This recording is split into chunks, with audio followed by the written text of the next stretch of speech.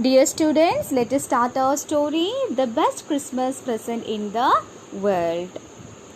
Students, there are some dates or periods of time in the history of the world that are so significant that everyone knows and remembers them.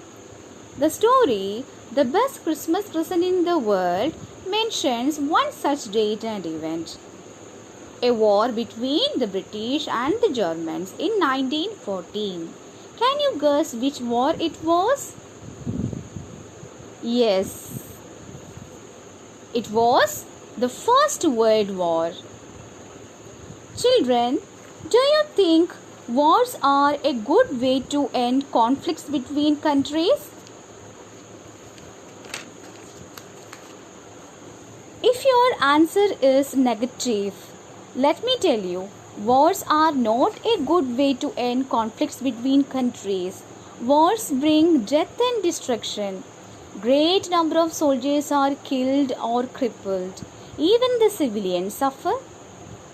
Wives become widows. Children are orphaned. Property worth lakhs of rupees is destroyed.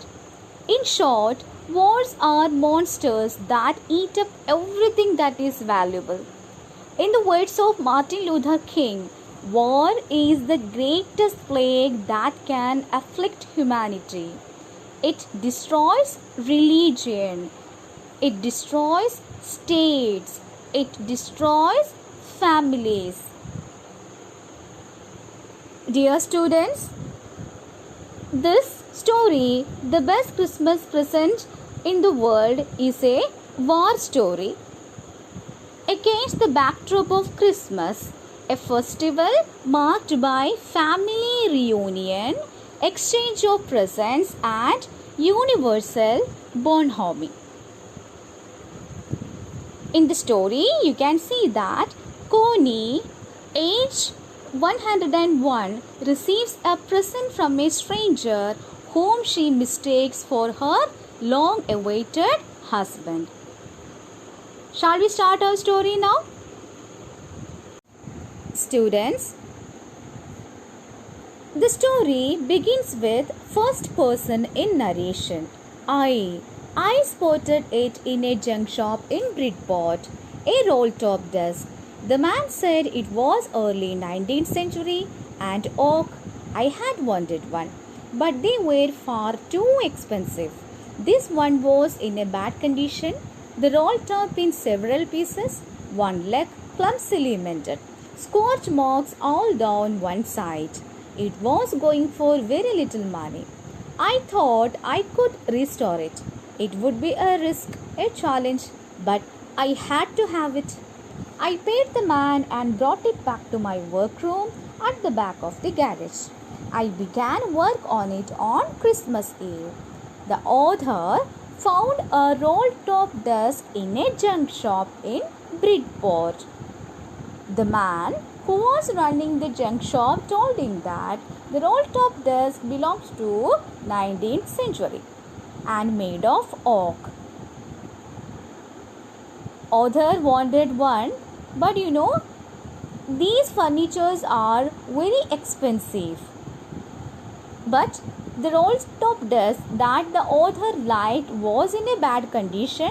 One of the legs was broken. There were scorch marks on the table. Do you know what are scorch marks? Scorch marks means burn marks. He thought that he could restore it.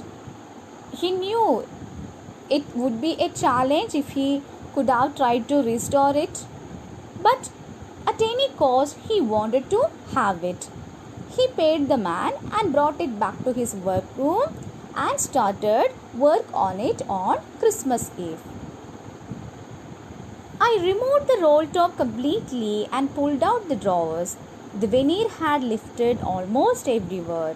What is veneer? Veneer is the thin layer on the table, which may be made of cheap wood. It looked like water damage to me. Both fire and water had clearly taken their toll on this desk. The last drawer was stuck fast. I tried all I could to ease it out gently. He was trying to remove all the drawers from the roll top desk, but he couldn't remove one.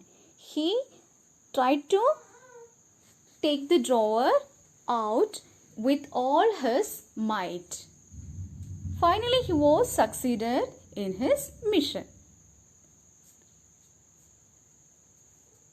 The drawer flew open to reveal a shallow space underneath, a secret drawer.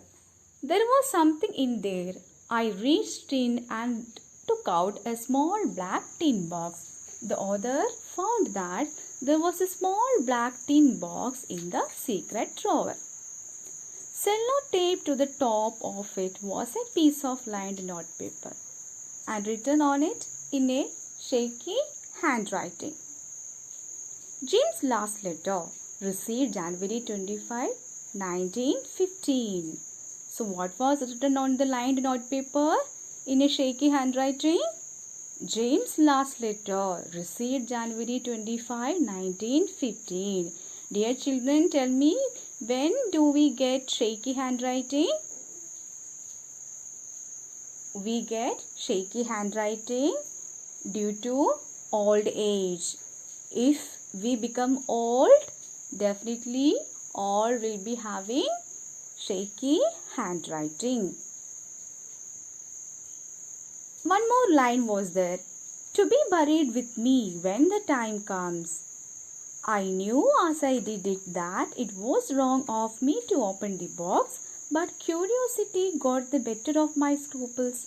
It usually does. You know, this is a very bad habit to open others' belongings or things in their absence. But here the author had opened the table and removed all the drawers along with that secret drawer in order to find what is there inside, what it was. So let us see comprehension check. Question number 1. What did the author find in a junk shop? The author found a roll-top desk in a junk shop in Bridport. What did he find in a secret drawer? Who do you think had put it in there? The author found a small black tin box in the secret drawer. I think Mrs. Jing Macpherson had put it in there.